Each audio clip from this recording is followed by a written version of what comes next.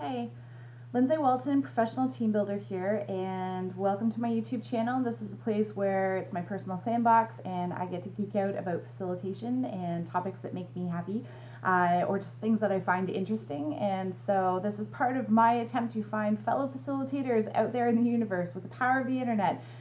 If you're interested in this stuff, then yeah, come along for the journey.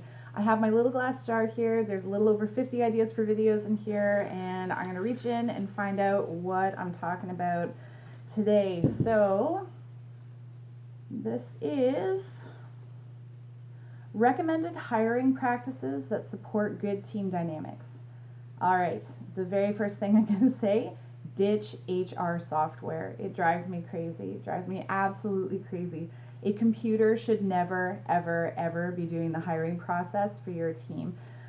Large companies in particular tend to struggle with the idea of, well, what if we're getting 500, 5,000 resumes?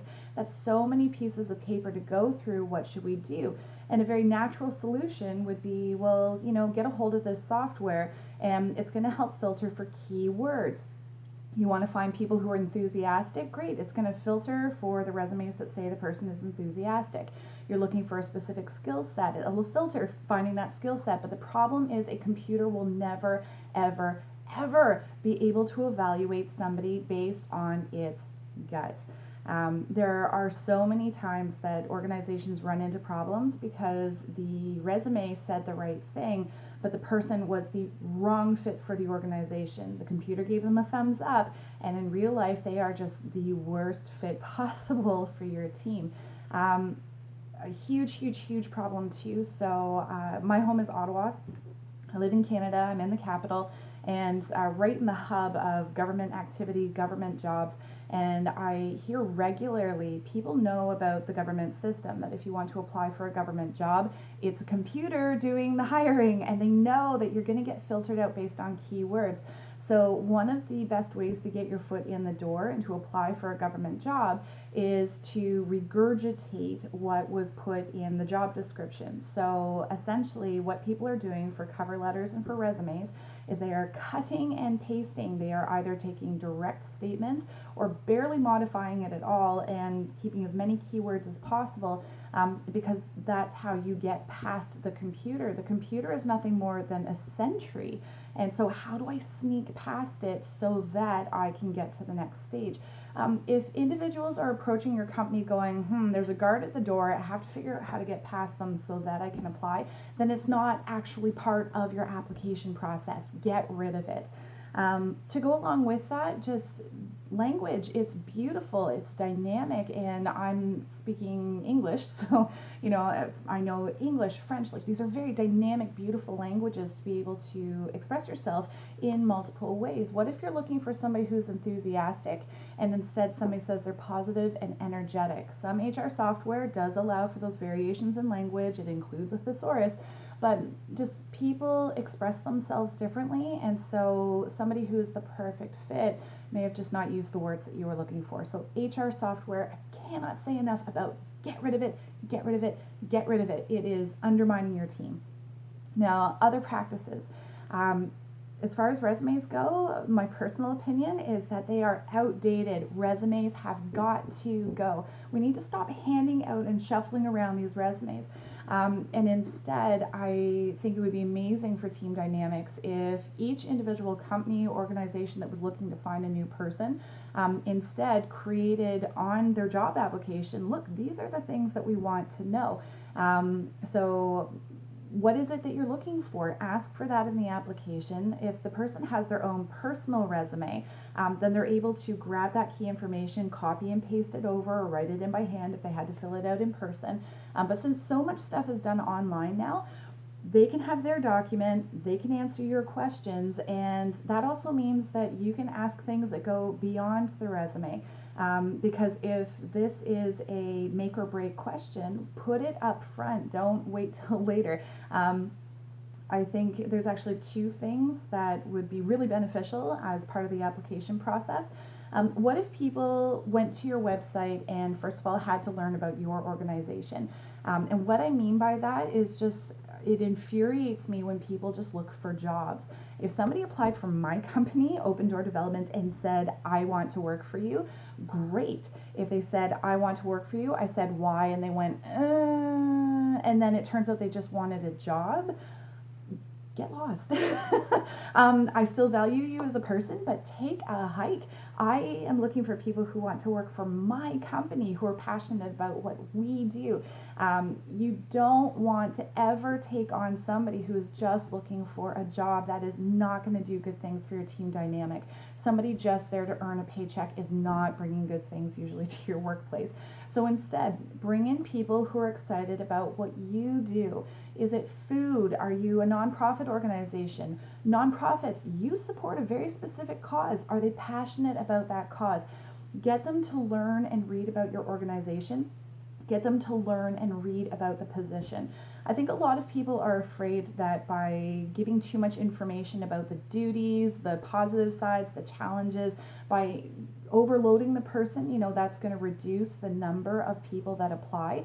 And they feel this sort of panicked sense of, oh no, if I don't have 500 candidates or 50 candidates or whatever seems like a lot to you, if I don't have a lot of resumes in hand, then, how am I going to choose? I won't have a good basket to pick from. Where's that good apple that I'm looking for? But really, what would you rather have? Would you rather have 50 resumes in hand and none of them are a good fit? Or would you rather have 5 resumes in hand and 4 of them are a good fit? Don't look at the number of applications you have as being a bad thing if the numbers are low. Instead, if you told people about your organization, you told people about the job position itself, you provided as much information as possible. How much time should they expect to be working? What's the energy level that you're looking for? What is the team dynamic? Who will they be interacting with? Or is this a very isolated position? Tell them as much as possible, because if they read through all that, they put in the time, first of all, so they showed dedication to your organization. They liked what they saw enough at the beginning that they kept reading.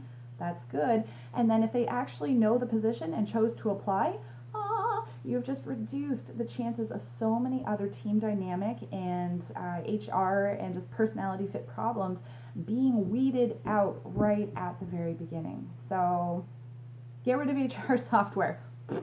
Have a human being, helping to filter. If a computer is going to be involved, it should only be for the purposes of telling people as much about your organization up front as possible and as much about the job position as possible. And then by the time you get to actually applying, ask the mission critical questions. What is the stuff that if the person does not answer this in a way that we are satisfied with, then no, it's done. Once you've got that, forget resumes, just look at what answers have been provided in the questionnaire, the application questionnaire that you've provided. Now you know who you want to see in person, and now that you're interacting with them in person, that's when your gut gets to lead the way. There are some people who think, no logical approach, but really, if you're in your team already and you're responsible for the hiring, then chances are you're an expert on your team. You already have a sense of the strengths and areas for growth, skill sets that are present, things that are missing and that you need more of. You also know if it's upbeat and lighthearted, if you guys are nose to the grindstone and we're going to make this happen. What kind of personality are you looking for to complement that? You might even be looking for a specific gender to join your team, and I'll talk about that in another video. But I know that gender is a very big topic, and I will tell you right up front now. I'll expand later, but the genders complement each other, and if you know that you have a primarily male workplace, primarily female workplace, instead of having a mix, you're floating towards one extreme or the other, maybe you're looking to hire a specific gender to add that community team balance. Just know what you're looking for. Trust your gut for that in-person interaction. And I think those are my main thoughts on hiring practices that support good team dynamics and get you away from the stuff that causes so many problems. If you do those things up front, I can almost guarantee a ton of the HR problems that you've had where there have just been personality clashes, people hating each other, tons of conflict happening, and it just feels like, where is this coming from? You can weed a bunch of that out for the times where just You know what? I'm starting to blather. I think I've said what I need to say. If you have any questions or you have any thoughts on the hiring practices that support good team dynamics, can you share those in the comments?